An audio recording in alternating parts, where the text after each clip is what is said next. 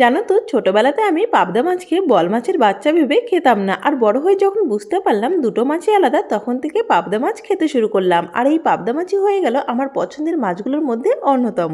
আর এই মাছের সর্ষে পোস্ত খেতে ভীষণ ভালো লাগে। এর জন্য মাছগুলোকে লবণ, হলুদ আর একটু সর্ষের তেল মেখে 10 মিনিট রেখে দেওয়ার পরে একটা ফ্রাই প্যানে বেশ খানিকটা সর্ষের তেল গরম করে মাছগুলোকে দিয়ে উল্টে পাল্টে ভেজে তুলে নিলাম।